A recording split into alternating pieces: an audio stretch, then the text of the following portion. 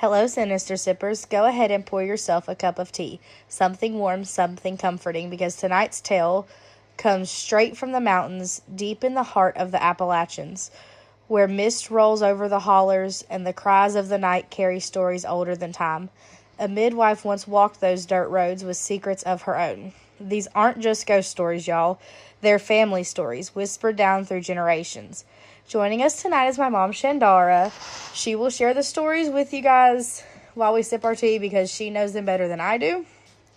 So gather close to the fire and listen, because in these mountains, birth and death walk hand in hand, and sometimes the midwife was the only one who could tell the difference.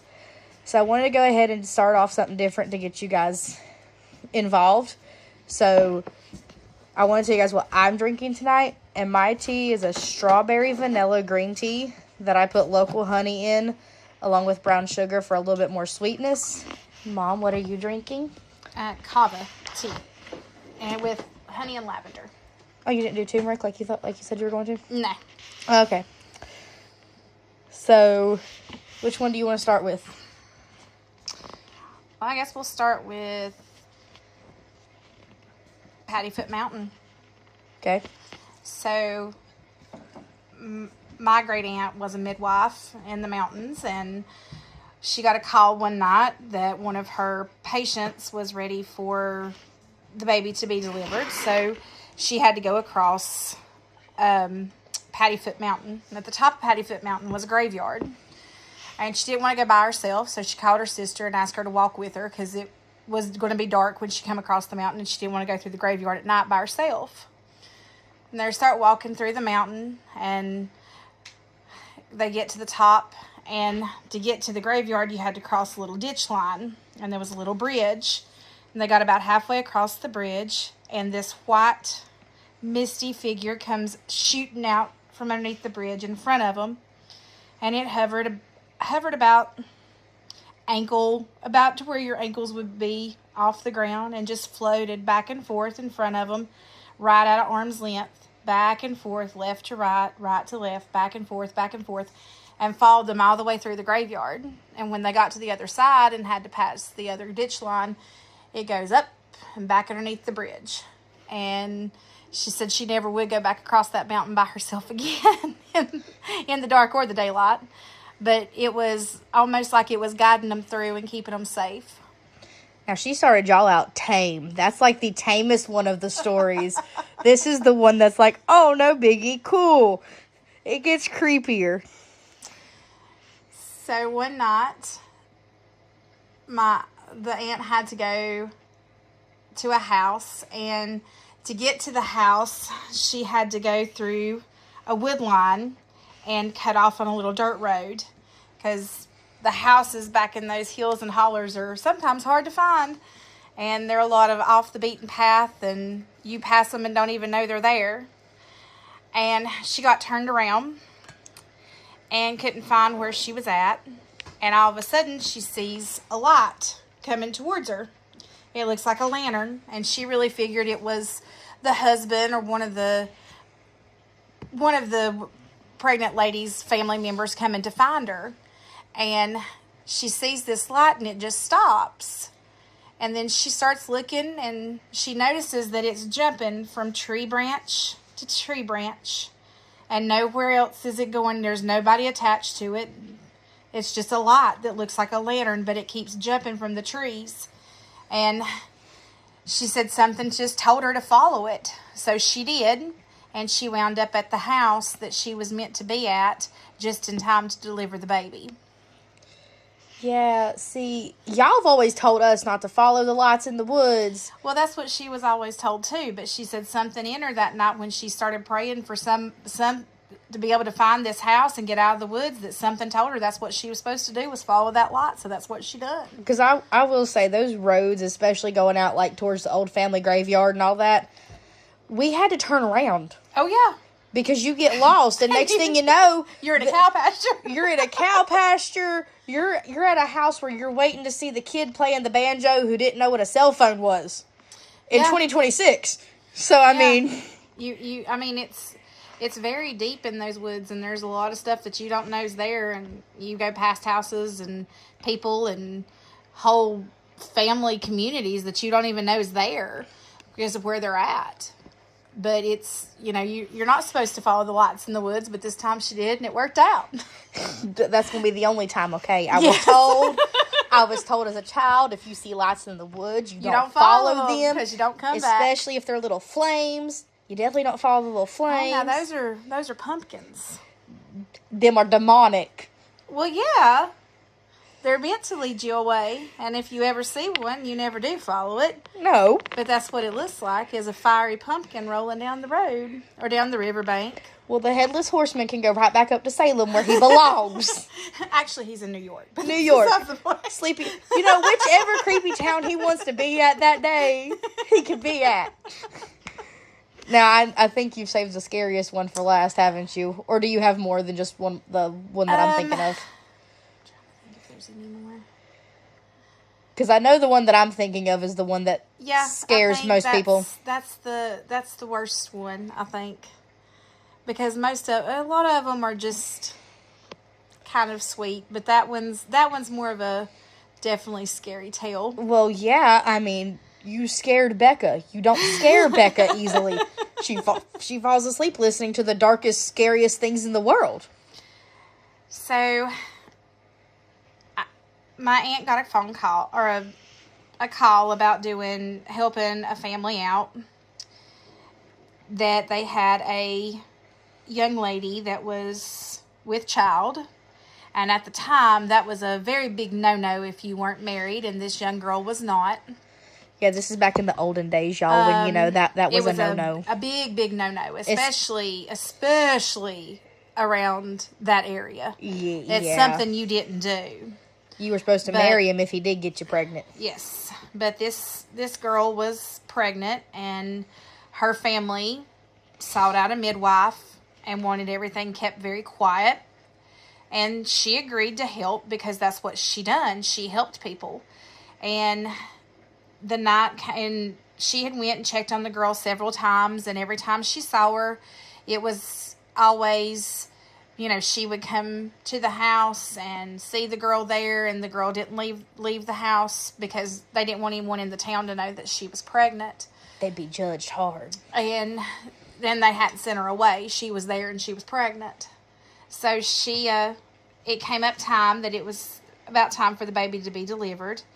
And the daddy and the brother came to pick her up and take her to the house because it was just something they didn't know how else to get a hold of her, so that's what they done. They came and got her because the girl was in labor.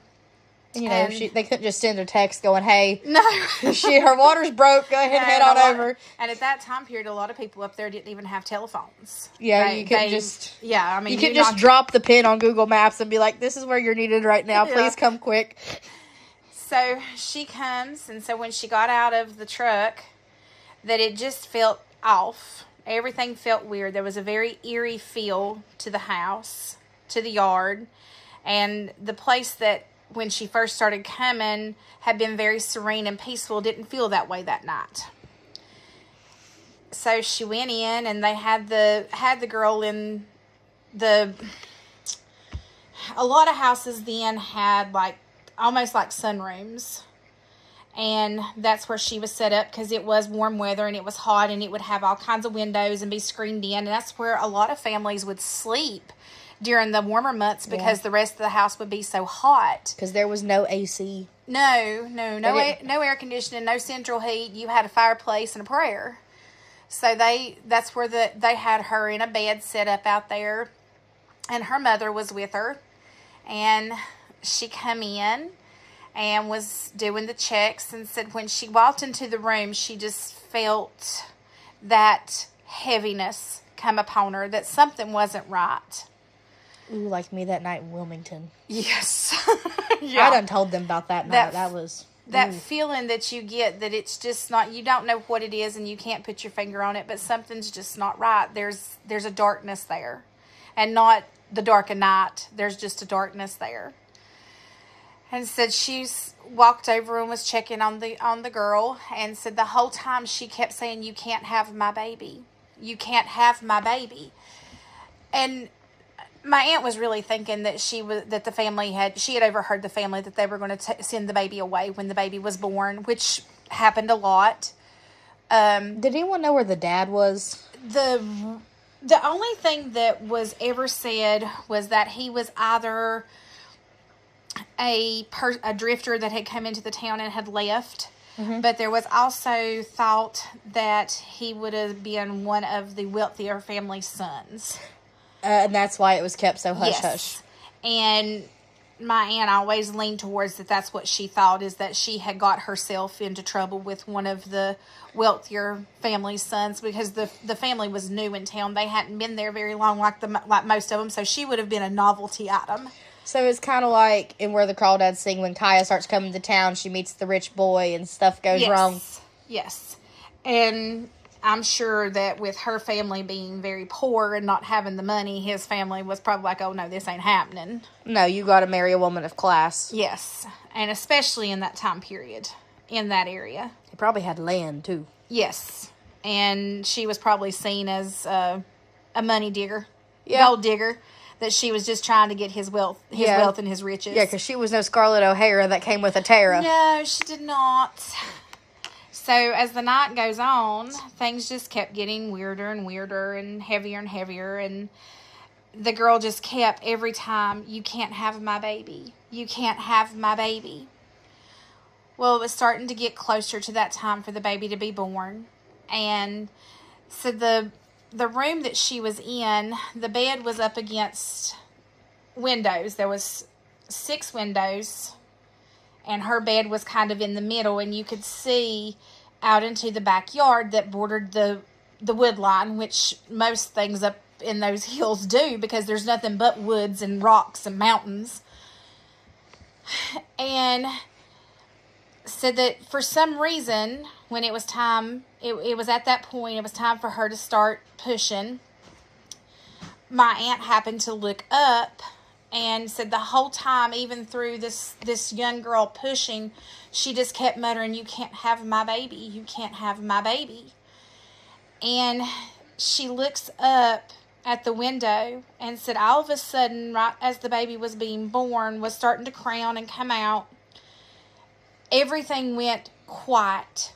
And not that usual quiet that raises the hair on the back of your neck quiet, where not even the bugs are making noise. And around here, if the woods go quiet, you get the hell inside. Yes, there's something not right there. You don't linger and see what's going on. You don't shine your flashlight. You don't holler, nothing.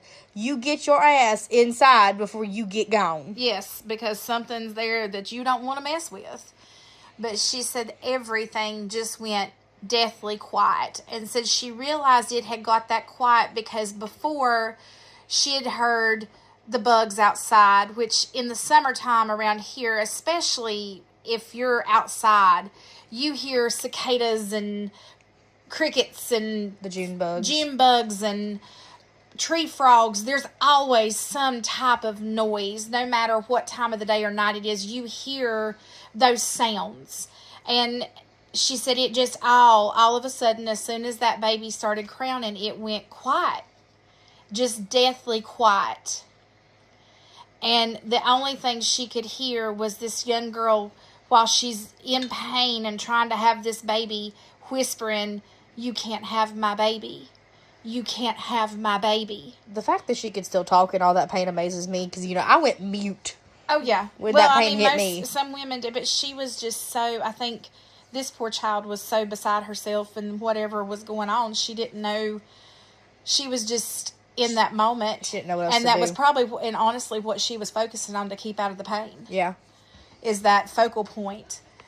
And my aunt happened to look up, and she's looking out the window, and she said in the tree line all around was nothing but red eyes.